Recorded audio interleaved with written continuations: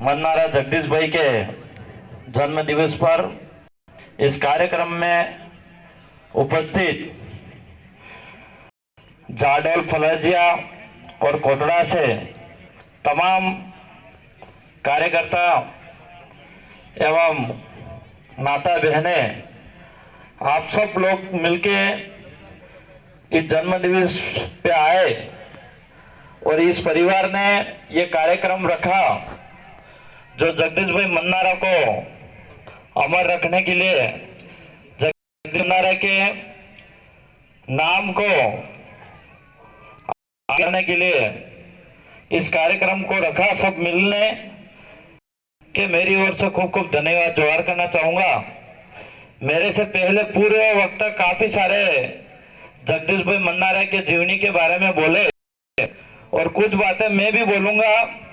जगदीश भाई मन्नारा जो हमारे साथी थे, एक क्रांतिकारी थे और उनका और हमारा मिलना लास्ट डूंगरपुर में एक कार्यक्रम था जो कांति भाई आदिवासी यहाँ से बोल के गए। उनका गांव इंदौरा था, वहाँ लास्ट मुलाकात हुई थी हमारी और उन्होंने इसके बाद दोबारा हमारी मुलाकात नहीं हुई। जगदीश भाई मन्नारा कोई एक मामूली इंसान नहीं था, वो बहुत बड़ा क्रांतिकारी था और वो व्यक्ति, मैं तो ये कहना चाहूँगा कि 9 मार्च को अगर इसने जन्म लिया था इस धरती पे, जाडोल की धरती पे, तो शायद आपके ये दबी कुचली आवाज को उठाने के लिए इसने जन्म लिया था, ऐसा लगा मुझे। और वो भाई अपने बीच में नहीं रहा। इस भाई ने जो जितनी भी समाज सेवा के अंदर उम्र निकाली वो तन मन और धन के साथ निकाली। उस भाई ने चाहे सुबह उठता, दिन में कहीं घूमता, रात को सोता, तब समाज चारों तरफ से दिखता था। वो बात मैं इसलिए आपको याद दिलाना चाहूंगा कि जब भी मैं जगदीश भाई को सोशल मीडिया से देखता, कहीं कार्यक्रम में देखता, तो हमेशा वो समाज के हित में, संघर्ष के हित में चलता।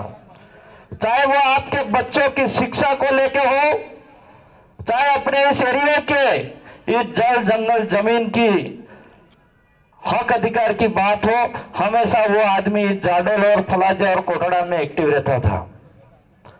और यहाँ की आवाज और डूंगरपुर के और उदयपुर बांसवाड़ा की आवाज एक कराने के लिए, इन तमाम कार्यकर्ताओं को एक करने के लिए वो अलग अलग कार्यक्रम में जाता था और वहां से आवाज लाके आपके बीच में रखता था और आपको जगाने का काम कर रहा था।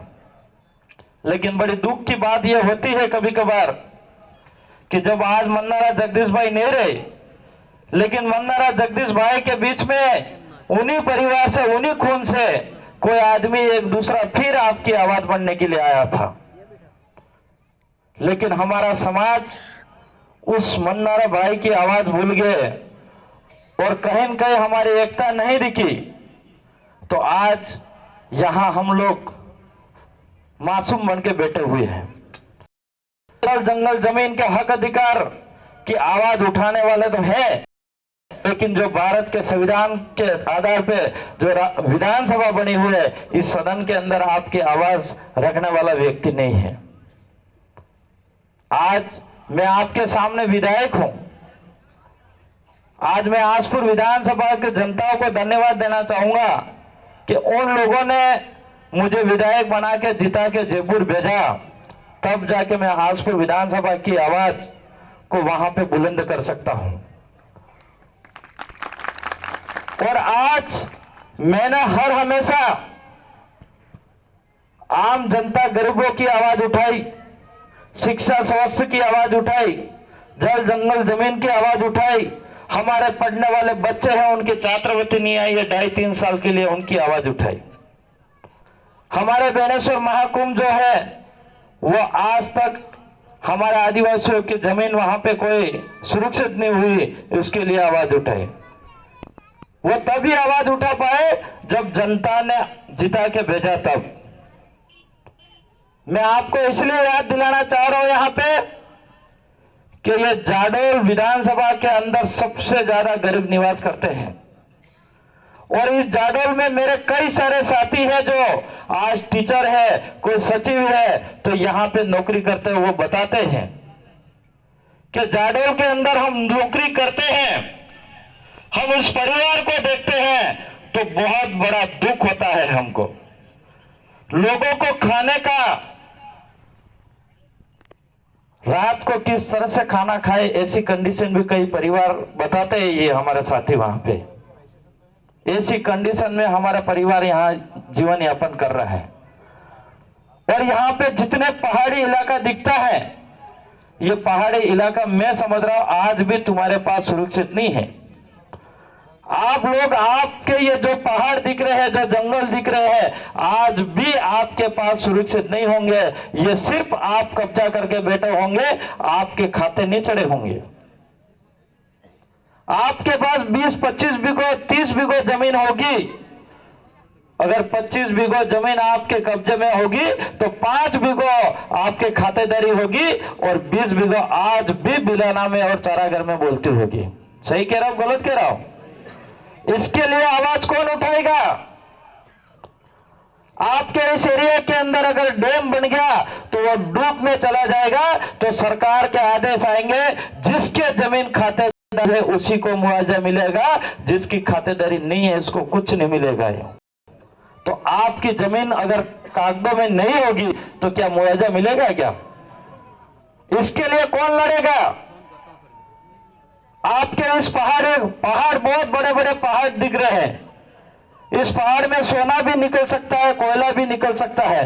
ये पहाड़ बहुत सुंदर पहाड़ है। उस पहाड़ों में अपने घर है और इस घर है और अपना कब्जा है, बाप दादा डोकरों ने कर रखा है और हम भी आज तक हमारे पास है, लेकिन हमारे नाम से नहीं चढ़ा है। और गवर्नमेंट अगर यहाँ पे इस पहाड़ में जो सोना है, कोयला है, इसको निकालने के लिए आएगा और वो आदेश करेगा और कहेगी गवर्नमेंट अगर आपके खाते है तो मुआवजा मिलेगा, नहीं खाते में है तो कुछ नहीं मिलेगा। सही कह रहा हूं, गलत कह रहा हूं? मैं आपको इसलिए याद दिलाना चाह रहा हूं, हम कुछ दिन पहले अभी छत्तीसगढ़ गए थे, राजकुमार जी रोहत और मैं और थावरचंद जी, और वहां पे यही हाल था। छत्तीसगढ़ के अंदर पूरा जंगल साफ हो गया और जल साफ होते आज वहां पे बहुत सारा जंगल साफ हो गया, कोयला निकाला जा रहा है, उद्योगपति बनता जा रहा है। और वहां पे हम लोगों ने पूछा और सोशल मीडिया के मार्फत से हम लोगों को दिखाया जाता है, पूरे देश को दिखाया जाता है कि कई लोगों को इतने आंकड़ों में मुआवजा दिया गया, इतने लोग यहां से वहां स्थापित करा गया है। लेकिन वहां वास्तविक जाके हमने पता करा तो कई लोग मात्र 10% को मुआवजा भी नहीं मिला होगा और 90% लोगों को आज भी मुआवजा नहीं मिला वहां पे। और जाके पूछा तो उन्होंने कहा कि हम, हमारे डोकरे भी जंगल में रहते थे, हम भी जंगल में रहते थे, लेकिन हमारे कागदों में कोई सड़जू नहीं तो अटला हमने 1 रुपया नहीं मिल। और यही काम अपने इस ट्राइबल एरिया के अंदर है। हमारे लिए मैं ये कहना चाह रहा हूं कि हमारे लिए, हमारे इस एरिया के लिए कौन सुरक्षा कर सकता है, कौन जल जंगल जमीन की बात कर सकता है, हमारी जमीन के लिए कौन लड़ सकता है, ऐसे आदमी हमारे विधानसभा के अंदर भेजने की भी जरूरत है। तब जाके हमारे आवाज बुलंद हो पाएगी। आज तब जाके जगदीश भाई मंडारे के सपने पूरे होते हैं। हम लोग ये पंडाल लगाने से, हम लोग यहाँ पे बातें पंडाल भर के लोगों को इकट्ठा होने से और हम लोगों को भाषण देने से काम नहीं होगा। यहाँ की आवाज को बुलंद करने के, यहाँ हक अधिकार को बचाने के लिए सरकार के अंदर हिस्सा लेना पड़ेगा और हिस्सा लेके सरकार के अंदर हमारी आवाज भेजनी पड़ेगी, तब जाके हमारी यहाँ सुरक्षा होगी। आज अभी कुछ दिन बाद फिर चुनाव है, जो लोकसभा का चुनाव है, और सबसे ज्यादा अगर अटैक हो रहा है तो मेरा मानना है देश का प्रधानमंत्री नरेंद्र मोदी आदिवासियों पे अटैक कर रहा है। आज इस जल जंगल जमीन पे अगर सबसे ज्यादा नीति खराब हो रखी है तो देश के प्रधानमंत्री नरेंद्र मोदी ने नीति खराब कर रखी है। सही बात कह रहा हूं। और इसको मुकाबला करने के लिए हम लोगों को एक होना पड़ेगा। और उसके बीजेपी हमारे कर ही रही है, लेकिन इसका विरोध कांग्रेस भी नहीं कर रही है। तो क्या ये दोनों पार्टी अपनी है क्या? 70-75 साल से हम लोगों ने वोट दे दिए उनको। बाप दादा डोकरा भी हलता, अफजल आमिर भी हल दीदा, लेकिन हमारे इस एरिया के अंदर हमने जिता के भी भेज दिए थे, लेकिन हमारे जनता के लिए, हमारे इस एरिया के लिए पैरवी करने का काम नहीं करा। इसलिए इस बार हम लोगों को परिवर्तन करने की जरूरत है। और वो परिवर्तन तब हो सकता है जब आप लोग ठानोगे, तब परिवर्तन हो सकता है, बाकी नहीं हो सकता है।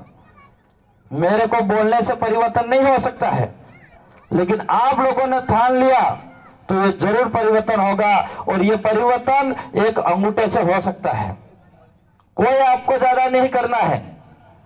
इसलिए आप लोगों को किस तरह से ताकत दिखाई जानी है और इस मन्नारा जगदीश भाई के किस तरह से सपने पूरे हो सकते हैं। और ये जगदीश भाई मन्नारे के सपने नहीं थे, वो सपने आपके आने वाली पीढ़ी के थे। वो आने वाले जो आपके ये जंगल साफ होने वाला था, उसको रोकने के लिए सपने थे।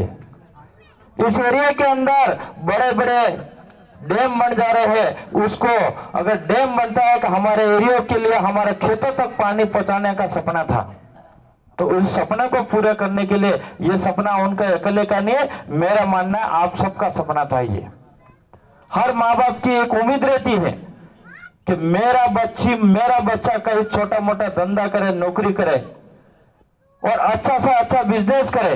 वो तभी संभव है जब अच्छा बच्चा शिक्षा ले पाएगा। तो वो बच्चा की शिक्षा के लिए सबसे ज्यादा लड़ रहे थे। और तुम्हारा हद तक इच्छा यह सगा कि मारा सूर्य के ठिकाने थाउज हुए। और आप भी रात दिन मेहनत इसलिए करते होंगे कि मार सूर्य बोलने मेहनत करनी पड़े। तो यही माँ बाप ही सब, बच्चे ही सबसे बड़ा धन है। तो उसी के लिए हमारे जगदीश भाई मन्नारा लड़ रहे थे। इसलिए मैं बार बार याद दिलाना चाह रहा हूं आपको। और हम लोगों को बहुत बड़ा संघर्ष करना पड़ेगा। आज हम लोग विधायक बन गए हैं, फिर भी हम लोगों को बहुत संघर्ष करना पड़ रहा है। तो आपके तो यहाँ पे विधायक नहीं है, फिर भी आपको बहुत बड़ा संघर्ष करना पड़ेगा। और ज्यादा हमसे 2 गुना और संघर्ष करना पड़ेगा। और यहाँ पे एक न्यूज आ रही थी अभी कुछ दिन पहले कि जो टीचर था उसने अगर गांव वालों को, लोगों को समझा दिया और गांव वालों ने मेहनत करके अगर रोड निकाल दिया तो उस टीचर को धमकियां दे रही। यही विधानसभा दूसरी है, यही है कोटड़ा, यही विधानसभा। और यहाँ पे एक सरपंच धमकी दे रहा, सरेआम बड़े नेताओं का नाम ले रहा है। तो बहुत किस तरह से ये लोग इस में तानाशाही कर रहे हैं। मोदी तो कर रहा है, लेकिन इनके नीचे के जो अंध भी कर रहे हैं। उन लोगों को जब वोट लेने के लिए आते हैं तब आप आदिवासी दिखते हो, तब ये लोग हाथ जोड़ के कहते हैं रोड बना देंगे, तब कहते हैं कि आपके स्कूल के अंदर स्टाफ फुल कर देंगे। तब वोट लेने आते हैं तब कहते हैं कि हम आपके ये के अंदर अच्छी सुविधा करेंगे। लेकिन जीतने के बाद, मंत्री बनने के बाद सब भूल जाते हैं। और आपके अगर खुद के पैसे से भी अगर कर दिया और सोशल मीडिया में भी दिखा दिया तो आपको दबाया जाता है। ऐसा ही हो रहा है। तो आप लोगों को परिवर्तन करना है और आप किस तरह से परिवर्तन कर सकते हो वो आपके पास डिपेंड करेगा। इसलिए आप लोगों ने मेरी बात को सुना, इसके लिए खूब खूब धन्यवाद। और भी हम जाडल फलेसिया के अंदर आ जाएंगे, कोटड़ा के अंदर भी आएंगे और आपके बीच में हमेशा आते रहेंगे। और अब आवाज 3 विधायक तो वहां पे जयपुर भेजे आप लोगों ने, विधानसभा आपने भी कहीं न कहीं सोशल मीडिया के मार्फत से समर्थन दिया होगा, तो मैं आपका भी योगदान मानता हूं।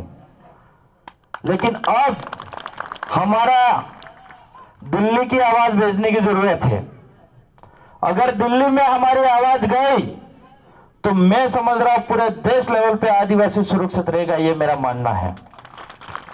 जिस तरह से राजस्थान के विधानसभा के अंदर हमारी आवाज जाने से सरकार हमेशा एक्टिव रहती है और हमारे इस एरिया के अंदर शोषण अत्याचार थोड़ा कम हो गया है। इसी तरह से अगर हमारे यहाँ से आवाज दिल्ली जाएगी तो मैं समझ रहा हूं कि हमारे इस एरिया के अंदर हर गरीब, हर घर, हर परिवार सुरक्षित में रहेगा, हर परिवार की सुरक्षा की आवाज दिल्ली में उठेगी, ये मेरा मानना है। इसलिए आप सबको ताकत आनी पड़ेगी और ताकत तब दिख पाएगी जितने लोग बैठे हुए हैं, जितने भी अपने रिलेशन रिश्तेदार हैं, जितने मिलने वाले हैं, उन सबको बताना होगा कि अब की बार कोई कांग्रेस बीजेपी नहीं, अब की बार हमारे जो समाज की सुरक्षा की बात करेगा उसके लिए हम आवाज उठाएंगे, ये बात करनी होगी आपको। और यही सपना था हमारा मन्नारा जगदीश भाई का। इसलिए काफी सारी मैंने बातें रखी, ज्यादा बातें नहीं रखना चाहूंगा। मेरी बात को सुना, इसके लिए खूब खूब धन्यवाद। मुझे भी आगे जाना है कार्यक्रम में और फिर से हम वापस आएंगे, जरूर आएंगे, आपके बीच में रहेंगे। आपकी जब भी इस परिवार पे भी किसी प्रकार से कोई दिक्कत आती है तो हम बैठे हुए, और जाडव के अंदर भी किसी प्रकार से कोई बात आएगी, दिक्कत आएगी तो हम हमेशा 3 विधायक आपके बीच में रहेंगे, आपके लिए तैयार रहेंगे। ये मैं आपसे कहना चाह रहा हूँ। आपके लिए इस एरिया के जाडव विधानसभा किसी भी प्रकार की कोई भी आवाज उठानी पड़े तो जयपुर विधानसभा के चौट पे उठाएंगे और आपकी सुरक्षा की भी बात करेंगे। लेकिन आपको मैं वादा करना चाहूंगा, आपसे थोड़ी मांग भी करना चाहूंगा कि हम लोग तो आवाज उठा लेंगे, लेकिन आपके इस एरिया के अंदर विकास का परिवर्तन करने की जरूरत है और करना है तो आपको यहां से भी आवाज वहां पे भेजने की जरूरत है। खूब खूब धन्यवाद मेरी बात को सुना इसके लिए।